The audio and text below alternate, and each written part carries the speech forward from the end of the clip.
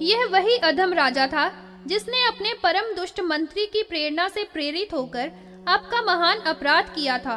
उस अपराध का दंड मेरे द्वारा उसको दे दिया गया है। हे मुनियों में परम श्रेष्ठ, मैंने बलपूर्वक उसको दंडित किया है।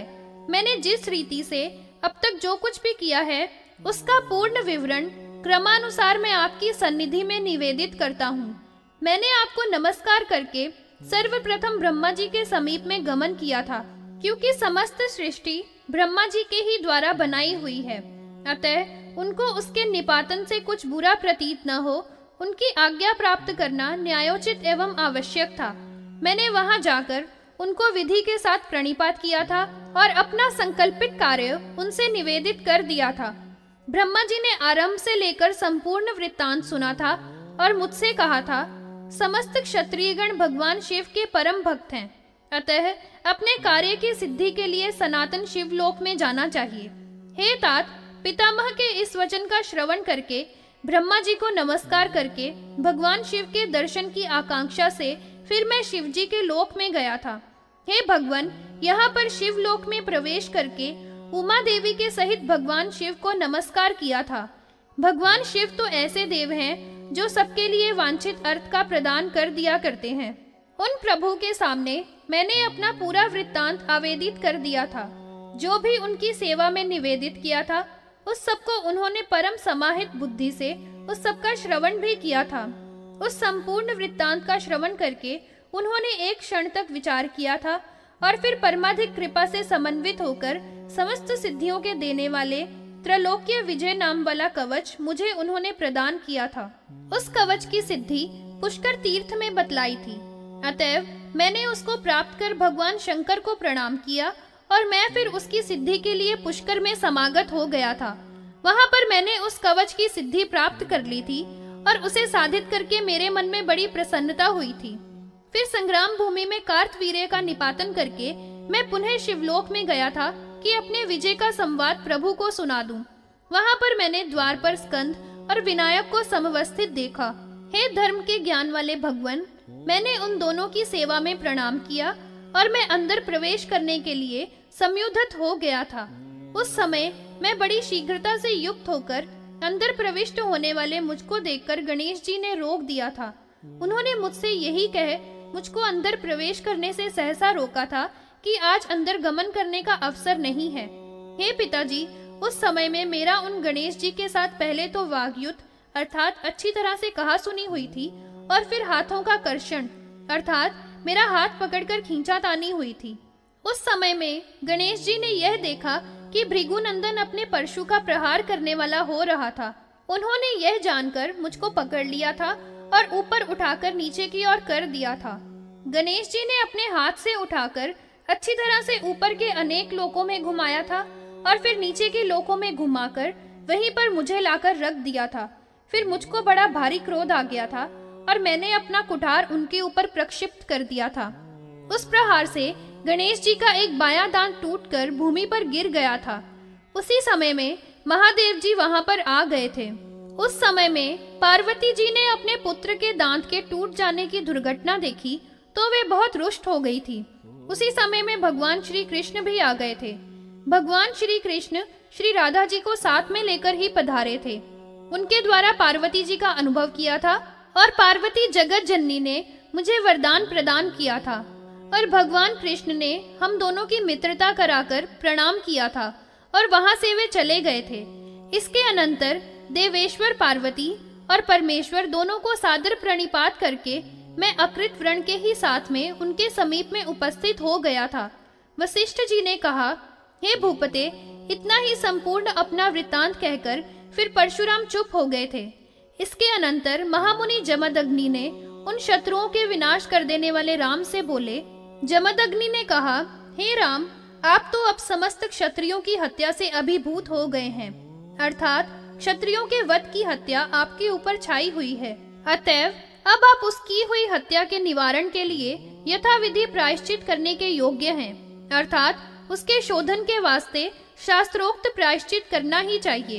इस तरह से कथन करने वाले अपने पिताजी से मतिमानों में श्रेष्ठ राम ने यह प्रार्थना की थी कि उस विशाल वध के शोधन के योग्य जो भी कोई प्रायश्चित हो उसको आप ही मुझे निर्देश करने के लिए परम योग्य हैं। महामुनीन्द्र जमदग्नि जी ने कहा, बहुत से व्रतों और नियमों के द्वारा अपने शरीर का कर्षण करते हुए केवल वन्य शाकों और मूलों का आहार करने वाले होकर 12 वर्षों तक निरंतर तपश्चर्या का समाचरण करो। जब इस प्रकार से आत्मशोधन के लिए पिताश्री के द्वारा कहा गया था, तो परशुराम जी ने अपने माता पिता के चरणों में प्रणिपात किया और अकृत व्रण को अपने साथ में लेकर, हे राजन, वे तपस्या करने के लिए वहां से चले गए थे। वे परशुराम जिन्होंने अपने समस्त शत्रुओं का विनाश करके पूर्णतया कर्षण कर दिया था, वे अब अपने देह की शुद्धि के लिए कर्षण करने के वास्ते महेंद्र नामक पर्वत पर गए थे। उस गिरि पर अपना एक आश्रम बनाकर उन्होंने वहां पर परम दुष्चर तप किया था। वहां पर राम ने अनेक व्रत, तप, नियम और देवता के समाराधन के द्वारा उस आश्रम में महान मन वाले भार्गव ने कुछ वर्ष व्यतीत कर दिए थे। अर्थात ऐसे ही अनेक साधनों को करके बहुत से वर्ष बिता दिए थे। श्री वशिष्ठ जी ने कहा, इसके उपरांत यह हुआ था कि किसी समय में शूरसेन आदि के साथ चतुरंगनी सेना लेकर उसी वन में मृग्या के लिए गया था, जिसमें पैदल अश्व, हाथी और रथ, ये सभी चारों साधन होते हैं। वही चतुरंगिनी सेना कही जाती है। उन्होंने उस महान विशाल अरण्य में प्रवेश करके बहुत से मृगों का हनन किया था। जब मध्याह्न काल हो गया तो वे सब पिपासा बेचैन होकर नर्मदा नदी की ओर पहुंच गए थे। वहां पर उन्होंने जलपान किया और स्नान किया था और अपने श्रम को दूर किया था। जब वहां से वे जा रहे थे तो भृगुवर जमदग्नि मुनि का आश्रम उन्होंने देखा था। वह आश्रम का स्थान बहुत ही सुरम्य था। उसका अवलोकन करके उन्होंने मार्ग में आगमन करते हुए मुनिगणों से पूछा था कि यह किसका ऐसा परम सुंदर आश्रम है। उस समय में होनहार ऐसा ही था और भविष्य में होने वाले कर्मों से वे प्रेरित हो गए थे। उन मुनिगणों ने उस नृप से कहा था कि इस आश्रम में अत्यंत ही प्रशांत आत्मा वाले और महान तपस्वी जमदग्नि मुनि निवास किया करते हैं, जिनके पुत्र शस्त्रधारियों में परम श्रेष्ठ परशुराम है। यह श्रवण करके परशुराम जी के नाम के अनुकीर्तन से पहले तो सुनने के साथ ही उनके हृदय में बड़ा भारी भय उत्पन्न हो गया था, किंतु फिर क्रोध को सहन करके उनको परशुराम की बड़ी भारी क्रूरता के साथ किए हुए पूर्व वैर का अनुस्मरण हो गया था। इसके अनंतर उन्होंने एक दूसरे से आपस में कहा था कि इन्होंने तो हमारे पिता का वध किया था, तो ऐसे पिता के हनन करने वाले के पिता का अब इस समय में वध करके हम सब इस रीति से अपने वैर का बदला अवश्य निकालेंगे। इतना कहकर वे सब करों में खड्ग लेकर उस आश्रम के अंदर प्रविष्ट हो गए थे और सभी ओर से गमनागमन करने वाले मुनियों का हनन किया था। फिर उन्होंने जमदग्नि मुनि का हनन कर दिया था और दया से रहित निषादों के ही समान उस जमदग्नि का मस्तक काटकर हरण कर लिया था। वे महान दुष्ट आत्मा वाले अपनी सेना के सहित अपनी नगरी की ओर चले गए थे। हे महाराज, उस महामुनि जमदग्नि के जो अन्य पुत्र थे, वे परम साधु प्रकृति से सुसंपन्न महान आत्मा वाले तापस ही थे। जब उन्होंने देखा कि उनके पिता का बड़ी निर्दयता से हनन कर दिया गया है, तो उस मृत पिता के शव के चारों ओर बैठकर महान शोक से उत्पीड़ित होते हुए रुदन करने लग गए थे। अपने प्राणनाथ स्वामी को निहत और भूमि पर पड़े हुए देखकर मुनि पत्नी रेणुका देवी तुरंत ही भूमि पर पछाड़ खाकर वज्राघात से गिरी हुई कोमल लता के ही समान मूर्छित होकर गिर गई थी। उसके मन में मूर्छा आ गई थी और उसको अपने देह का अनुसंधान नहीं रहा था। वह शोक की अग्नि से दीपित हो गई थी।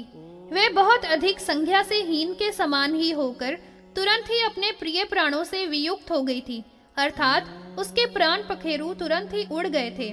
जब उसके पुत्रों ने देखा कि वह कुछ भी नहीं बोल रही है, तो फिर उनको होश आया था और अपनी माता का मृत शरीर देखकर वे सभी शोक के अगाध सागर में निमग्न होते हुए मूर्छित होकर भूमि में पछाड़ खाकर गिर गए थे। जब ऐसा शोक से वहां बड़ा हाहाकार मच गया, तो जो अन्य तप के ही धन वाले तपस्वी गण थे, जो कि उसी तपोवन में निवास करने वाले थे, हे मुने, उन सबको भी उन मुनि पति पत्नियों के वियोग से समान ही दुख हो रहा था और वे सब वहीं पर इकट्ठे हो गए थे तथा रेणुका के पुत्रों को समाश्वासन दिया था। समस्त समागत मुनिगणों के द्वारा अब अच्छी तरह से उन पुत्रों को सांत्वना दी गई थी। तो जमदग्नि के उन मुनियों के कहने से अपने माता पिता के शवों का कर्म कांड के अनुसार अग्नि में दाह कर दिया था। अंत्येष्टि के अनंतर फिर जो भी करने के योग्य उद्धर्व क्रियाकलाप था, उस सबको भी पूर्णतया संपन्न किया था। वे सभी जमदग्नि के आत्मज अपने दोनों ही माता पिता के मरण के असहाय दुख से रात दिन पीड़ित होते हुए रहा करते थे। इसके अनंतर कुछ काल के व्यतीत हो जाने पर, जबकि 12 वर्षों की अवधि पूर्ण हो गई थी, तो अपनी तपश्चर्या से निवृत्त होकर राम अकृत व्रण के साथ अपने पिताश्री के पास में आए थे। श्री महामुनिंद्र वशिष्ठ जी ने कहा, परशुराम ने मार्ग में गमन करते हुए मुनिमंडल से आराम से सब तत्व सुन लिया था, अर्थात वहां पर किस तरह से सब घटनाएं हुई थी यह श्रवण कर लिया था। उनको यह भी ज्ञात हो गया था कि उन महान दुष्ट राजपुत्रों ने यह कुचेष्टाएं की थी और उनके द्वारा पिता की मृत्यु तथा शोक में माता का देहांत हो गया है। अपने पिताजी के जीवन का हरण और उनके सिर को काटकर ले जाने का समाचार जानकर उनको यह भी ज्ञात हो गया था कि उनकी माता श्री का मरण पिताजी की मृत्यु हो जाने से ही शोकोद्रेकवश हो गई थी। वे महाबाहु को बड़ा भारी शोक और असहाय दुख हुआ था। इससे वे राम बहुत अधिक विलाप करने लग गए थे।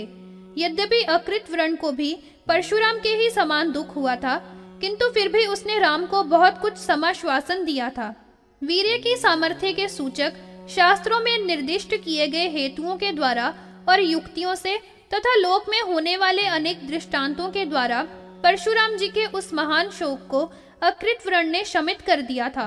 उस अकृत व्रण के द्वारा सांत्वना दिए गए परशुराम ने धैर्य का अवलंबन लिया था, क्योंकि वह बहुत अधिक मेधावी थे। इसके अनंतर परशुराम जी अपने सखा अकृत व्रण के साथ अपने भाइयों के देखने की इच्छा से अपने गृह की ओर चल दिए थे। वहां पर भार्गव ने जाकर अभिवादन किया था और इन सबको परम दुखित देखकर परशुराम जी को भी अत्यधिक दुख हुआ था। उन सबके साथ में पुनः उस शोक का नवीनीकरण हो गया था और परम शोक में मग्न होकर वह वहां 3 दिन तक स्थित रहे थे। इसके अनंतर अपने पिताश्री के निधन का स्मरण करते हुए उनको महान क्रोध उत्पन्न हो गया था और तुरंत ही वे संपूर्ण लोक के संहार कर देने में समर्थ हो गए थे। माता रेणुका ने अपने पति के वियोग में विलाप करते हुए 21 बार अपने वक्षस्थल को पीटा था। अतः परशुराम जी ने उसी समय में यह प्रतिज्ञा की थी कि मेरे पिता को क्षत्रिय जातीय नृप ने निहत किया है, इसलिए मैं भी 21 बार भूमंडल का संहार करके क्षत्रियों से रहित कर दूंगा। माता के लिए की हुई इस प्रतिज्ञा को सत्यवादी दिया था। समस्त क्षत्रियों के वध करने के लिए संयुद्धित होकर हृदय में सुदृढ़ कर भार्गवेंद्र ने ऐसा निश्चय कर लिया था कि क्षत्रियों के वंश में समुत्पन्न सबका निहनन करके उनके शरीरों के रुधिर से मैं अपने माता पिता का तर्पण करूंगा। अपने समस्त भाइयों से यह अपना समीहित सत्य संकल्प कहकर अपने पिताजी की संस्थित क्रिया को पूर्ण करके भाइयों की आज्ञा प्राप्त कर परशुराम चले गए थे। फिर अकृत व्रण को साथ में लेकर माहिष्मती नगरी में स्थित होकर उन्होंने महोदर का स्मरण किया था। उन्होंने तुरंत ही राम के लिए रथ, चाप आदि सभी आयुधों तथा अश्वों आदि को भेज दिया था। फिर परशुराम प्रभु भी उस रथ पर समारूढ़ होकर सन्निध हो गए थे और शत्रुओं पर विजय पाने वाले ने शर के सहित धनुष का ग्रहण कर लिया था तथा भगवान रुद्र के द्वारा प्रदत्त शंख की ध्वनि करके उससे संपूर्ण भाग को पूरित कर दिया था। अपने धनुष की प्रत्यंचा की टंकार से अंतरिक्ष और भूमंडल को प्रकंपित करते हुए बड़ा ही उच्च घोष किया था। सारथियों में परम श्रेष्ठ सहसाह ने उनके रथ का सारथी होने का कार्य ग्रहण किया था। अपने माता और पिता दोनों के वध हो जाने से परशुराम जी को बड़ा भारी क्रोध हो गया था। जब परम क्रुद्ध भार्गव के रथ प्रत्यंचा और शंख के नाद हुए तो इनसे उस नृप की समस्त नगरी और नर तथा द्वीप सभी अत्यंत संक्षुब्ध हो गए थे। उन नृप के पुत्रों ने जब यह समझ लिया था कि सब क्षत्रियों के कुलों का अंत कर देने वाले परशुराम समागत हो गए हैं, तो वे बहुत ही क्षुब्ध हुए थे और फिर उन्होंने राम के साथ संग्राम करने के लिए उद्योग किया था। इसके अनंतर हे नृप, पंचरथ शूरसेन प्रभृति शूरों ने अनेक अन्य राजाओं के साथ परशुराम जी से युद्ध करने के लिए उद्यम किया था। इसके उपरांत वे श्रेष्ठ क्षत्रिय अपनी चतुरंगनी सेनाओं से समन्वित हुए थे और सब राम के पास प्राप्त हो गए थे। जिस तरह पावक पर गिरने वाले पतंगों को अग्नि भस्मसात करके निवारित कर दिया करता है, उसी भांति भार्गवेंद्र ने अपने एक ही रथ के द्वारा उस पर संस्थित होकर अपने ऊपर चारों ओर से आक्रमण करके आपतन करने वालों को निवारित कर दिया था। अपरिमित बल विक्रम से सुसंपन्न राम ने समरांगन में उन सभी नृपों के साथ घोर युद्ध किया था। इसके अनंतर फिर भार्गव का युद्ध राजाओं के साथ हुआ था और उस उदार बुद्धि वाले परशुराम ने उन 100 राजाओं का वध कर दिया था।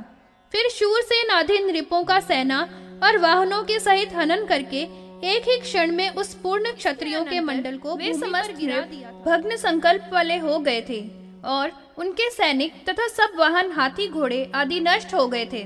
जो भी नृप हनन करने से बच गए थे वे भय से भीत होकर सब दिशाओं की ओर इधर उधर भाग गए। इस रीति से संपूर्ण सेना के सैनिकों को खदेड़कर तथा हनन करके भार्गवेंद्र ने युद्ध में विजय प्राप्त की थी और अपने वाणों की अग्नि के द्वारा सैकड़ों शूर नृपों का वध कर दिया था। फिर महान क्रोध से भरी हुई आत्मा वाले परशुराम ने उस पुरी को दग्ध करने की इच्छा की थी तथा भार्गव ने अपने कलाग्नि अस्त्र को छोड़ दिया था। उस अस्त्र की अग्नि ने उस नगरी को जिसमें सभी हाथी घोड़े और मनुष्य थे जला दिया था और वह पूरी अस्त्राग्नि के जलकर ज्वालाओं से उसके पूर्व प्रकार आदि की माला से कवलित हो गई थी। अर्थात उस महान प्रदीप्त अग्नि ने सबको स्वाहा कर दिया था और वहां पर कुछ भी शेष नहीं रहा था।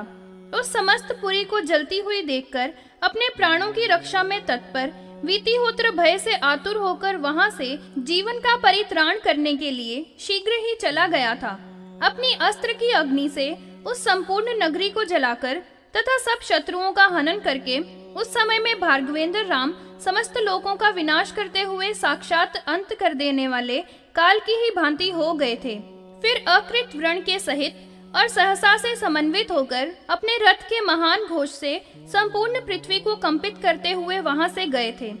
इस पृथ्वी तल पर क्षत्रियों का निहनन करते हुए पूर्णतया इस भूमि पर शांति स्थापित करके फिर भार्गव राम तपश्चर्या करने के लिए मन में निश्चय करके महेंद्र पर्वत पर वहां से चले गए थे। उसमें जितना भी क्षत्रियों का समुद्र था 12 थे। उनके प्रति भी आकर फिर उनके हनन करने के वास्ते व्रत धारण करने वाले परशुराम बद्ध दीक्षा वाले हुए थे और द्विजों ने क्षत्रियों के क्षेत्रों में फिर क्षत्रियों का उत्पादन कर दिया था। जब परशुराम जी को क्षत्रियों की उत्पत्ति का ज्ञान हुआ था कि अभी और भी क्षत्रिय समुत्पन्न हो गए हैं, तो पुनः उन्होंने सैकड़ों और सहस्त्रों क्षत्रिय नृपों का भूमि पर हनन कर दिया था। फिर भी 2 वर्षों में इस भूमि को क्षत्रियों का वध करके क्षत्रियों से रहित बना दिया था और फिर 10 वर्षों के लंबे समय तक तपस्या का तपन किया था। हे राजन, जब फिर भी उनको यह ज्ञान हुआ था कि ब्राह्मणों ने क्षत्रियों को अपने तपोबल से समुत्पन्न कर दिया है, तो फिर भी उन्होंने साक्षात विनाश करने वाले काल के ही समान इस भूमंडल में क्षत्रियों को मार काट कर समाप्त कर दिया था। उतने समय में फिर क्षत्रिय लोग समुत्पन्न हो गए थे। तब 2 वर्ष पर्यंत निरंतर पृथ्वी पर उन सबका हनन भार्गवेंद्र ने किया था। हे राजेंद्र, अपने पिताश्री के क्षत्रियों के द्वारा निधन का स्मरण करते हुए पूर्ण रूप से उन्होंने 21 बार इस भूमि को इसी रीति से क्षत्रियों से रहित कर दिया था। उनकी माता रेणुका ने अपने पति के वियोग के शोक में रुदन करते हुए 21 बार अपने वक्षस्थल को करों से प्रताड़ित किया था। उतनी ही बार परशुराम जी ने इस भूमंडल को क्षत्रियों से रहित कर दिया था। श्री वशिष्ठ जी ने कहा, इसके अनंतर अपरिमित तेज वाले मूर्धाभिषक्त अर्थात सर्व शिरोमणि 12 सहस्त्र राजाओं का परशुराम जी ने जीवनों का ग्रहण किया था अर्थात मार गिराया था। इसके अनंतर 1 सहस्त्र राजाओं को पकड़कर मुनिगणों के साथ महान तेजस्वी वे परशुराम जी तपोमय कुरुक्षेत्र में गमन कर गए थे। भृगुद्वह ने वहां पर 5 सरोवर खुदवाकर उनको सब और परम सुख का आवाहन करने वाले तीर्थ कर दिया था। वहीं पर उन सहस्त्र नृपों का हनन किया था और उनके शरीरों से निकले हुए रुधिर से भार्गव ने उन 5 सरोवरों को भर दिया था। परमाधिक प्रतापी जमदग्नि के पुत्र ने न्यायानुसार उन सरोवरों में स्नान किया था और तंद्रा से रहित होकर शास्त्रोक्त विधान से अपने पितरों को तृप्त किया था अर्थात पितृगणों के लिए तर्पण किया था। हे राजेंद्र, वहीं पर परशुराम जी ने जैसा भी शास्त्र में कहा गया है वहीं ब्राह्मणों के साथ रहकर अपने मृत पिता का और माता का श्राद्ध आदि पूर्ण रूप से सुसंपन्न किया था। इस रीति से पितृऋण से उत्तीर्ण होने वाले उन्होंने उस तप से परिपूर्ण कुरुक्षेत्र में पितृगणों की अर्चना में तत्पर होते हुए अतंद्रित रहकर भली भांति निवास किया था। इसके पश्चात हे राजन, तपश्चर्या करने के उस वन कुरुक्षेत्र में जमदग्नि के पुत्र के द्वारा किया हुआ वह कुरुक्षेत्र धाम तभी से आरंभ करके तीर्थों में सबसे परम श्रेष्ठ तीर्थ बन गया था। वह स्थान ससमय मंतक इस नाम से तीनों लोकों में प्रख्यात हो गया था, क्योंकि वहां पर परशुराम जी ने अपने पितृगणों के अक्षय की तृप्ति की थी। वहां पर उन्होंने पितरों को बहुत ही अच्छी तरह से स्नान, दान, तप, होम, विप्रों के लिए भोजन और तर्पण आदि के द्वारा संतृप्त कर दिया था और पितृगणों के लोक ने निरंतर अक्षय तृप्ति प्राप्त की थी। सैमंतक नाम वाला तीर्थ लोक से परिश्रुत है। यह तीर्थ समस्त पापों के क्षय का करने वाला है और महान पुण्य से उपब्रहंती है, जहाँ पर समागत हुए मनुष्यों के संपूर्ण पाप दूर से ही वायु में शुष्क पत्रों की ही भांति उपगत हो जाया करते हैं। मनुष्यों का जो असत है उनकी चर्या तथा गमन बड़ी ही कठिनाई से प्राप्त हुआ करता है। यह हे महाराज कभी भी 100 जन्मों में भी प्राप्त नहीं हुआ करता है। सैमंतक पंचक तीर्थ कुरुक्षेत्र में बहुत ही अधिक पावन है। वह तीर्थ ऐसा महिमामय है कि जहाँ पर स्नान कर लेने वाला मनुष्य संसार के समस्त तीर्थों के स्नान का पुण्य फल प्राप्त कर लेने वाला हो जाता है। इसके अनंतर राम अपने सब कृत्यों को पूर्ण कर लेने वाले सफल तथा भली भांति पूर्ण मनोरथों वाले हो गए थे। फिर वे महती मति वाले नियत होकर कुछ काल तक निवासी हो गए थे। फिर संवत्सर के अंत में वशी ब्राह्मणों के सहित पितृगणों के लिए पिणु समर्पित करने के लिए जमदग्नि के पुत्र गया गए थे। वहां पर जाकर शत्रुओं के दमन करने वाले ने शास्त्र की पद्धति के ही अनुसार श्राद्ध किया था। उन्होंने श्राद्ध से अपने पितृगणों का उद्देश्य ग्रहण करके ब्राह्मणों का सत्कार किया था और उनको संतृप्त किया था। उसके आगे शैव स्थान है जो चंद्रपाद नाम से कहा गया है। पितृगणों की तृप्ति करने वाला उनके समान लोक में अन्य कोई भी क्षेत्र नहीं है। यह ऐसा स्थान है जहाँ पर अपने कुल में समुत्पन्न मानवों के द्वारा शक्ति के अनुसार अत्यल्प रूप से भी अर्चित हुए पितृगण पिंड दानादिक के द्वारा अक्षय गति को प्राप्त कर लेंगे। वहाँ पर पितृगणों का उद्देश्य लेकर द्विजातियों को तृप्त किया था। जब वे पूर्णतया तृप्त हो गए थे तो पितृगण के प्रति भक्ति भाव से समन्वित होकर विधि पूर्वक पिंड दान दिया था। इसके अनंतर सभी पितृलोक से वहीं पर उपागत हो गए थे। जमदग्नि जिनमें अग्रगामी थे, ऐसे उन सब पितृगणों ने वहां पर आकर उसके द्वारा की गई पूजा का ग्रहण किया था और वे सब भृगुनंदन पर बहुत अधिक प्रसन्न मन वाले हो गए थे। उन समस्त पितृगणों ने आकाश में स्थित होते हुए अदृश्य होकर ही उससे कहा था। पितृगण ने कहा, हे वीर, तुमने बहुत ही बड़ा कार्य किया है जो कि अन्य जनों के द्वारा कभी भी नहीं हो सकता है, अर्थात महान कठिन है। आपने न्याय पूर्वक बहुत ही अच्छी तरह से संतृप्त किया है, तो भी हमारी कभी क्षीण न होने वाली प्रीति हमने तुमको नहीं दी है। कारण यह है कि आपने समस्त क्षत्रियों की हत्या करके ही आप कर्म करने वाले हुए हैं। यह तो इस क्षेत्र का ही प्रभाव है कि हमने आपको दर्शन दिया है तथा भक्ति भी इसका एक कारण है।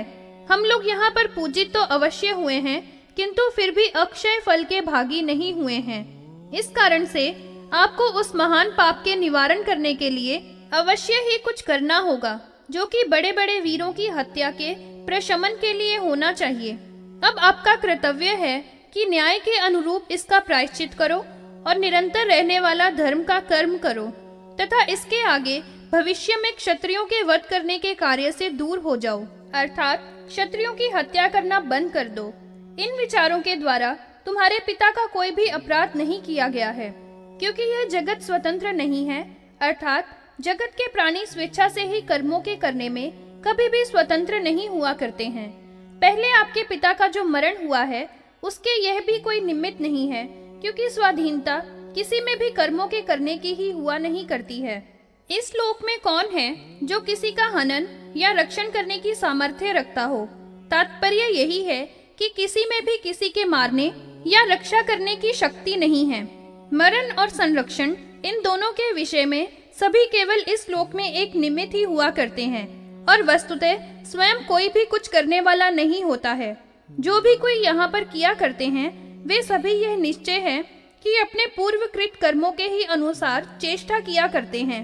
तात्पर्य यही है कि जैसा भी जिसका कर्म पूर्व में किया हुआ होता है वही करने के लिए सबको यहाँ पर विवश होना ही पड़ता है। यहाँ पर मानवगण काल के ही अनुसार चला करते हैं। यह निस्संदेह सत्य है कि नृलोक बलवान है। इस भूमंडल में कोई भी हे वत्स विधि के बिना प्राणियों को कोई बाधा पहुंचाकर शक्ति के द्वारा सामर्थ्य नहीं रखा करता है। कारण यही है कि यहाँ पर सभी अपने कृत कर्मों के ही अनुसार सब कार्य किया करते हैं। तात्पर्य यह है कि कर्म ही बड़ा बलवान है जिसके वशीभूत होकर प्राणी कार्य करने को प्रेरित होता है। आपने जो क्षत्रियों के वध करने का क्रोध किया है उसको अब त्याग दो। यदि आपके मन में हमारे प्रिय करने की अभिलाषा है, अब आप शम को ग्रहण करो। इस भूमंडल में इसी शम से आपका श्रेय होगा।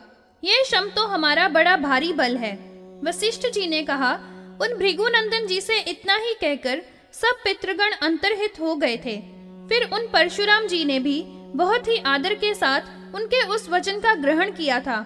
अकृत व्रण को अपने साथ में लेकर परमाधिक प्रसन्नता से संयुक्त होकर उसी समय में परशुराम वहां से सिद्धों के वन में स्थित आश्रम को चले गए थे। महान विशाल मन वाले राम उस आश्रम में संवस्थित होकर, जहाँ की बहुत से ब्राह्मण भी उनके साथ में थे, हे नृप, फिर वे तप करने के लिए मन में संकल्प धारण करने वाले हो गए थे। उस समय में परशुराम जी ने रथ के सहित सहसा को और धनुष तथा समस्त आयुधों को पुनः आवश्यकता पड़ने पर आगमन का संकेत करके वहां से प्रस्थापित कर दिया था। इसके पश्चात उन्होंने सभी तीर्थों में अतंद्रित होकर स्नान किया था और पितृगण तथा देवों का पूजन रीति से, हे राजेंद्र, भृगुनंदन ने लोकवृत्त का अनुवर्तन करते हुए 3 बार संपूर्ण पृथ्वी का परिक्रमण किया था। हे राजन, इसके अनंतर उन्होंने ब्राह्मणों से अभिसंवृत होकर फिर तपस्या करने के लिए महेंद्र पर्वत पर, जो कि पर्वतों में परम श्रेष्ठ था, आगमन किया था। हे राजन, धर्म के ज्ञाता उन्होंने मुनिगण और सिद्ध समुदायों के द्वारा सेवित उस पर्वत पर अधिक समय तक अपने निवास करने का विचार कर लिया था। फिर वहां पर समस्त क्षेत्रों के निवासी नियत और ब्रह्मवादी मुनियों ने तपश्चर्या करने वाले उन भार्गवेंद्र के दर्शन करने की कामना रखकर वहां पर समागमन किया था। उन मुनिगणों ने तपश्चर्या में समासक्त उनका पूर्ण रूप से क्षत्रियों के कक्ष को दग्ध करके परम शांत अग्नि की भांति जिस समय में उन समस्त परम दिव्य तप से परिपूर्ण मुनियों को वहां पर समागत हुए देखा था, तो उन्होंने अर्घ्य आदि सब उपचारों के द्वारा सहर्ष उनका अर्चन किया था। उन समस्त महोदयों ने सर्वप्रथम तो क्षेम कुशल का प्रश्नोत्तर किया था, फिर उन सबकी और भार्गवेंद्र की परस्पर में परम पुण्य में मनोहर कथाएं हुई थी। इसके उपरांत भावित आत्मा वाले उन्होंने मुनियों की अनुमति से भृगुनंदन ने महायज्ञ के आहरण करने का उपक्रम दिया था। इसके अनंतर हे नृप और वादी तथा विश्वामित्र, भारद्वाज और मार्कंडेय आदि के सहित यज्ञ के उपयुक्त समस्त संभारों का संग्रह किया गया था। फिर उन्हीं सबकी अनुमति हो जाने पर भृगुनंदन ने काश्यप को अपना गुरु बनाकर, हे राजन, फिर वाजीमेध महान ऋतु का समाहरण किया था। विदित आत्मा वाले भृगुनंदन के गुरु तो काश्यप हुए थे और उद्गाता गौतम मुनि हुए थे, और उस यज्ञ में विश्वामित्र ऋषि होता हुए थे। महामुनि मार्कंडेय ने वहां पर ब्रह्मा के पद को ग्रहण किया था। भरद्वाज, अग्निवैश्य आदि जो भी वेदों तथा वेदों के अंग शास्त्रों के पारगामी प्रकांड पंडित थे, इन समस्त मुनियों ने तथा अन्यों ने क्रम के अनुसार अन्यान्य जो भी कर्म उस यज्ञशाला में थे उनको किया था। उस यज्ञ में भगवान भृगु भी अपने पुत्रों, शिष्यों और प्रशिष्यों के सहित पधारे थे। उन्होंने अन्यान्य मुनियों के साथ, हे राजन, यज्ञ की सदस्यता की थी, अर्थात सब सदस्य बन गए थे, और उन सब के साथ मिलकर भृगुपुंगव परशुराम जी ने उस संपूर्ण कर्म को सुसंपन्न किया था। जब संपूर्ण कर्म समाप्त हो गया था, यथारीति अपने गुरुदेव के ही साथ ब्रह्मा जी का पूजन किया था। फिर रूप लावण्य वाली मही कन्या को महामूल्यवान आभूषणों से समलंकृत किया था। फिर उस मही कन्या को, जो सहस्त्रों पुरों और ग्रामों से समन्वित एवं सागरों और अंबर की माला वाली थी तथा उसमें अनेकों शैल, वन और कानन भी थे।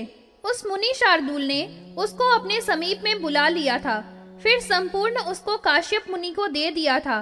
केवल उस उत्तम महेंद्र पर्वत को नहीं दिया था जिस पर वे स्वयं निवास किया करते थे, क्योंकि परशुराम जी ने उस पर्वत को अपने ही निवास करने के लिए कल्पित कर लिया था।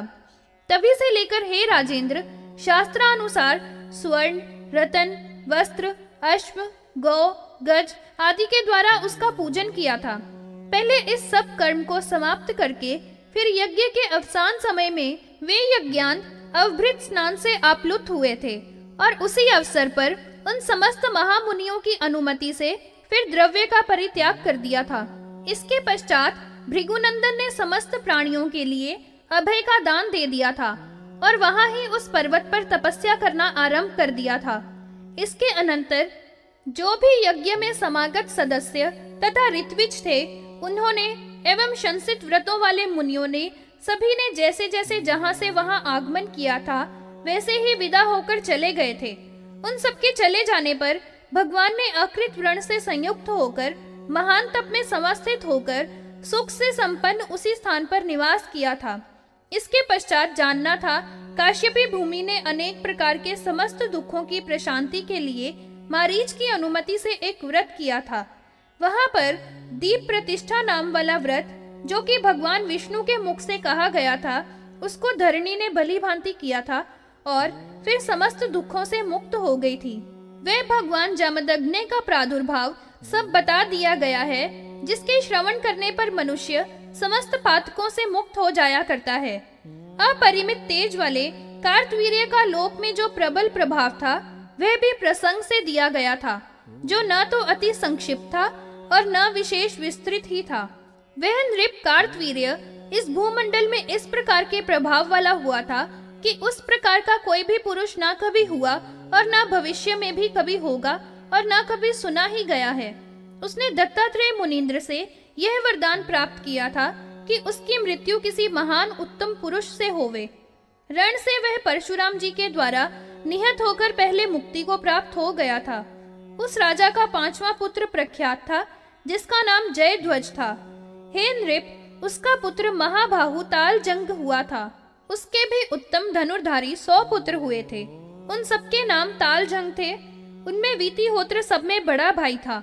वह वीतिहोत्र प्रभृति पुत्रों के तथा हेहय वंशज नृपों के सहित उस हिमाद्री पर्वत के वन गह्वर में बहुत लंबे समय तक उसने निवास किया था, जो पहले राम के बाण के द्वारा भागता हुआ भी पृष्ठभाग में प्रताड़ित हो गया था। फिर वह तालजंग गहरी वेदना से युक्त होकर मूर्छा को प्राप्त हो गया था और भूमि पर गिर गया था। भाग्यवश उसको भागते हुए वीतिहोत्र ने देखा था। बड़े ही वेग से उसको रथ पर समारोपित करके वे भाग जाने में तत्पर हो गया था। वे सभी भागते हुए भय से बहुत पीड़ित हो गए थे और हिमाद्री पर्वत में बस गए थे। उन सबको महान कष्ट प्राप्त हुआ था और वहां पर वे सब शाक, मूल और फलों का अशन करने वाले हुए थे। जब वहां पर परशुराम परम शांति को प्राप्त हो जाने पर केवल तपस्या में ही आसक्त मन वाले हो गए थे और फिर उनका कोई भी भय नहीं रहा था, तो तालजंग ने अपने पुत्रों के सहित अपना राज्य कर लिया था।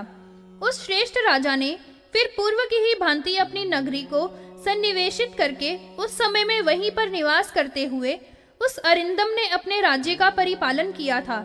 हे महाराज, सुंदर पुत्र वाले और अपने अनुचरों तथा सेना से युक्त होकर उस तालजंग ने पूर्व वैर का अनुस्मर करके वह तालजंग आपके पुर में अभ्यागत हो गया था। वह चतुरंगिनी सेना से संयुक्त होकर भूमि को कंपाता हुआ जैसे हो चला था। जब वह अयोध्या नगरी में पहुंचा तो वह राजा रोने लग गया था। इसके पश्चात आपके पिता के पास बहुत कम साधन थे, तो भी वह नगर से निकल आए थे और उन समस्त नृपों के साथ वृद्ध होते हुए भी तरुण पुरुष के ही समान उसने घोर युद्ध किया था। उसके बहुत से हाथी, अश्व, रथ और सैनिक जब निहत हो गए थे तो वह शत्रुओं के द्वारा निर्जित हो गया था और फिर वह वृद्ध वहां से भागने लग गया। उस वृद्ध नृप ने अपना संपूर्ण राज्य, नगर, कोष, बल, समस्त वाहनों को छोड़कर गर्भवती तुम्हारी माता को साथ में लेकर वन में प्रवेश कर लिया था। वहां वन में औरव मुनि के आश्रम के समीप में अल्प समय तक ही उसने निवास किया था और वह स्वयं वृद्धता के कारण से बहुत ही अधिक शोक तथा अमर्ष से समाविष्ट हो गया था। तुम्हारी माता उसको देख रही थी और उसके नेत्रों से अश्रुपात हो रहा था। उसका कंठ गदगद हो गया था। हे राजेंद्र, वह वृद्ध नृप एक अनाथ के ही समान यहाँ से स्वर्गलोक में चल बसा था। इसके अनंतर हे राजन, तुम्हारी माता विचारी पति वियोग के महादुख और शोक से समन्वित हो गई थी। फिर करुण क्रंदन करती हुई उसने स्वामी के मृत शरीर को चिता पर समारोपित कर दिया था। पति के मृत हो जाने पर उसने कुछ भी खाया नहीं था। शोक हृदय में बैठा ही था। ऐसे दुखों से, अपने स्वामी से वियोग के दुख से वह बहुत कर्षित हो गई थी। अतः उसने भी अपने आप को अग्नि में पति के ही शव के साथ प्रवेश कर सती हो जाने का सुदृढ़ निश्चय कर लिया था। और वह महामुनि ने यह संपूर्ण समाचार सुना तो वे महामुनि स्वयं ही अपने आश्रम से बाहर निकलकर आ गए थे और उससे यह वचन कहा था, हे राघी, तुमको इस समय में पति के साथ प्राण त्याग नहीं करना चाहिए।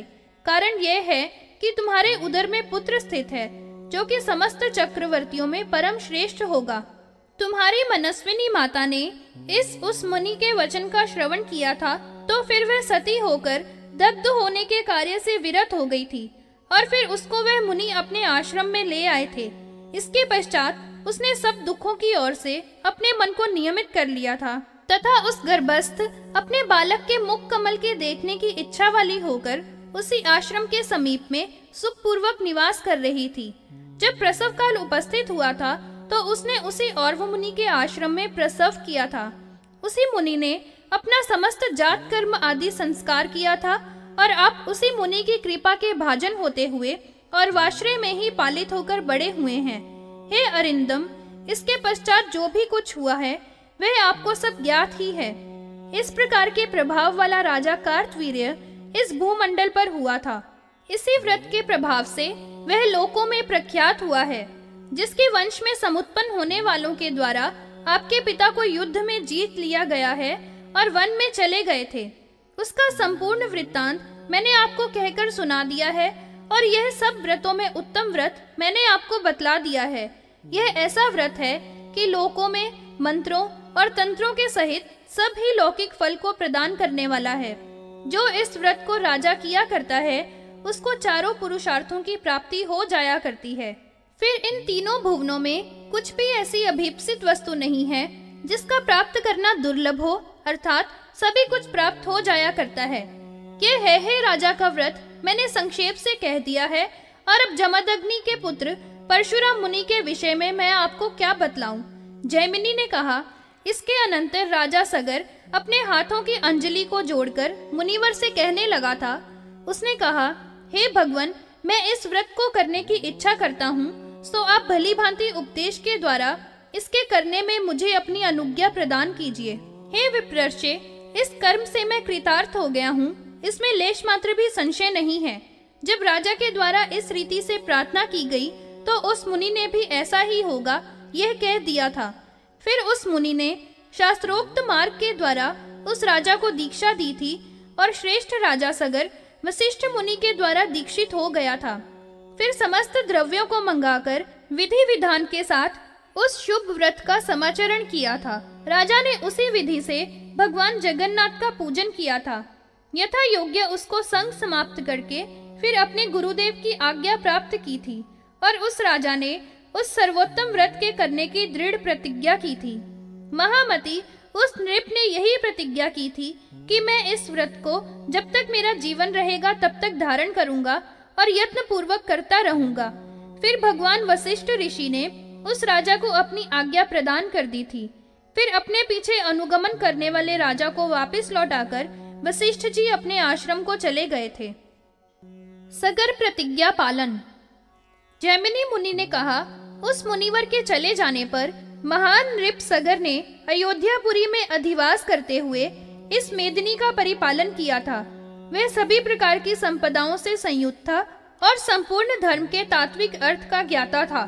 वह अवस्था से ही बालक था, किंतु उसके कर्म ऐसे थे कि वह वृद्धों के सम्मत था। वह दिन में भोजन नहीं करता था, अथवा रात्रि में शयन भी नहीं किया करता और स्मरण करता हुआ बहुत लंबी श्वास लिया करता था, जो कि बहुत गर्म होती है, तथा उसका हृदय रात दिन अत्यंत ही उद्विग्न रहता है। जब राजा ने यह श्रवण किया था कि अपने गुरु को अवजित करके अपना संपूर्ण राज्य शत्रुओं ने ले लिया है, वह पिता पराजित होकर मेरी माता के सहित बहुत ही गहन वन में प्रयाण कर गए हैं और वहां पर ही स्वर्ग लोक के प्रवासी हो गए हैं।